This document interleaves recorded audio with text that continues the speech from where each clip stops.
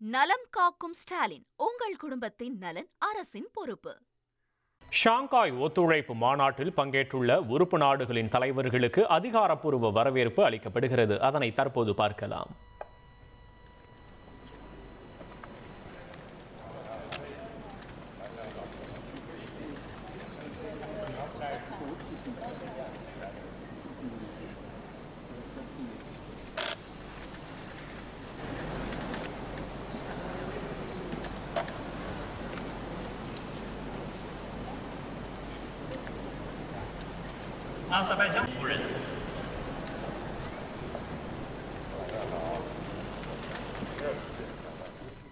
கூடுதல் தகவல்களை செய்தியாளர் ரமேஷ்குமார் வழங்க கேட்கலாம். ரமேஷ், வணக்கம். ரமேஷ், நீங்க விவரங்களை பதிவு பண்ணலாம்.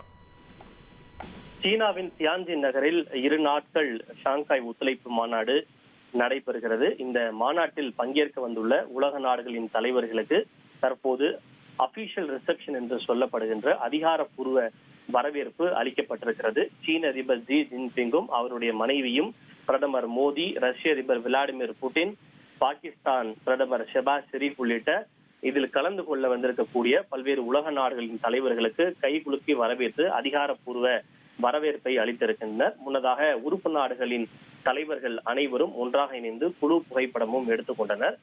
குறிப்பாக இந்த ஷாங்காய் ஒத்துழைப்பு மாநாட்டினுடைய முக்கியமான ஒரு நோக்கமே ஷாங்காய் ஸ்பிரிட் என்பதை ஊக்கப்படுத்துவதுதான்.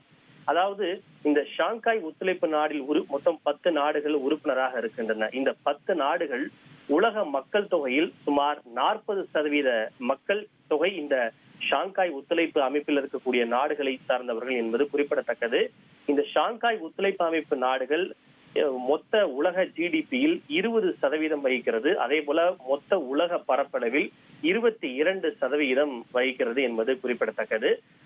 இந்த உறுப்பு நாடுகள் மட்டுமின்றி பல ஸ்பெஷல் இன்வைட்டீஸ், அதே போல பார்வையாளர்கள் பலரும் கூட இந்த அழைக்கப்பட்டிருக்கிறார்கள். அந்த வகையில் மொத்தம் சுமார் 20 நாடுகளின் தலைவர்கள், 21 சர்வதேச அமைப்புகளின் தலைவர்களும் இந்த ஷாங்காய் ஒத்துழைப்பு அமைப்பில் பங்கேற்பதற்காக அங்கு ஒன்று கூடியிருக்கிறார்கள்.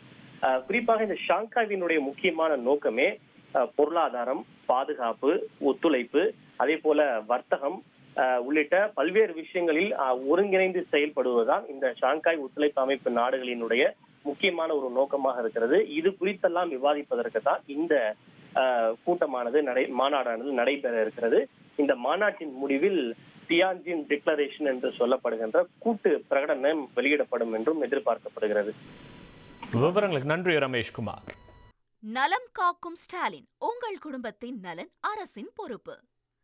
ட்ரெண்ட ஃப்ரெண்ட் ஆக்கிக்கோங்க. தந்தி டிவியின் சப்ஸ்கிரைபர்ஸ் அண்ட் ஃபாலோவர்ஸ் குடும்பத்துல நீங்களும் இணையுங்க.